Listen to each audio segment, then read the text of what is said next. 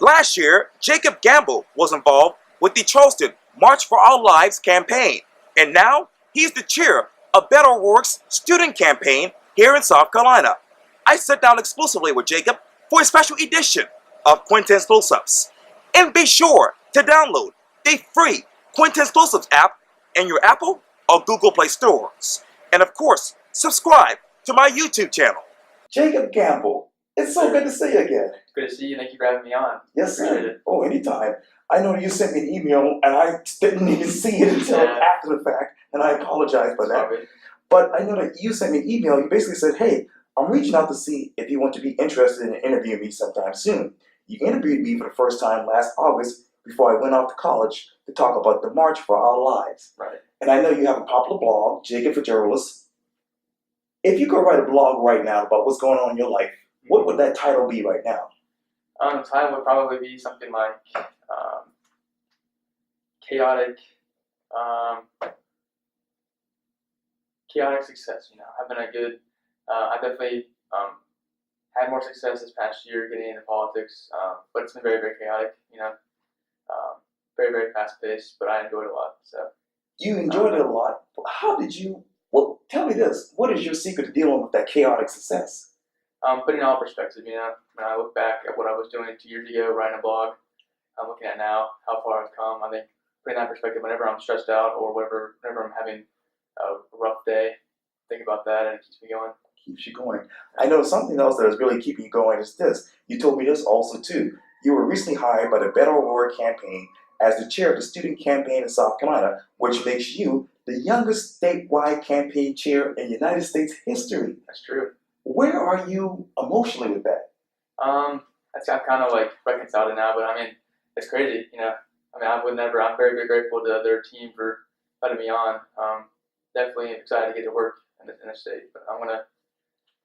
Hopefully, this will inspire more young people to be hired by presidential campaigns and congressional campaigns at any level to be on serving important roles. You know.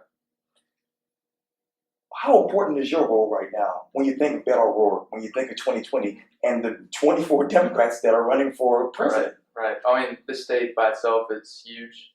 First in the South, the fourth primary state on the schedule, and also in 2020, the youth vote is now pretty important because Gen Z millennials are now the biggest voting bloc in the country. They even surpass baby boomers and the silent generation, Generation X. All those generations are now smaller than millennials and Gen Z. But the problem is that these generations don't turn out to vote as like baby boomers do. In 2016, millennials were turning out at 51% for the vote. Baby boomers, though, were a little larger at the time. They turned out 71%, I'm pretty sure it was, 72%, that block. So they're representing themselves more than we are, even though we are equal in population. So we're unrepresenting ourselves. I think my goal through this campaign is to increase that turnout for millennials and Gen Z in our state and make the youth vote more a bigger part of what people analyze. You know, you hear about the African American vote, you hear about the evangelical vote, you hear about the white uneducated vote, you hear about all kind of stuff when you hear election analysis. You never really hear the youth vote, and I'm trying to change that in the state. When you look at, for lack of a better word, analytics of the Beto O'Rourke campaign, what else are you looking at right now? Not very much right now because we're so far out from the first ballot even being cast in Iowa. I think it's like 35 more weeks, so there's so much time left. And at this point, national polls only matter because it's done by states. You know, if you want to look at a good poll, look at the actual state poll from local newspapers like Push and Courier or Des Moines Register. Don't look at CNN. Don't look at Quintin. You know, these are just national polls that are scooping the entire nation. You want to look at state polls, and even though we're still very far out from even having a concrete idea of what it looks like, what the field looks like, you know. It looks like. Beto O'Rourke, you obviously are the youngest campaign chair for his campaign in South Carolina. This is going to be a tough question. What can you articulate that Beto O'Rourke is not articulating right now in South Carolina? I mean, it's not really about articulating because I feel like he's great at understanding what youth go through. When you remember Texas in Texas, he increased the youth voter turnout by 500%. Texas was actually 50th in voter turnout before 2018, and he completely changed that when he ran. That number right there is one reason like came, and I was very compelled to join Beto because he proved that he can turn out the youth vote. And I've been working on that for the past year or so. I want to do that in South Carolina. So I feel like he's the candidate that can turn out the youth and make the youth an important part of the election process. What else are you processing when you look at this campaign? Processing just it's new for me. I've never been part of a presidential campaign. Never been this involved in the election process. I'm learning every single day how it works, the inner workings of it all, and it's been a lot of fun. It's a lot of fun. Now, between now and say, as you mentioned, the first and South primary, how do you all get Beto O'Rourke to the top here in South Carolina in your mind? I think keeping on what he's doing right now. I think he's doing a great job of articulating, as you said earlier.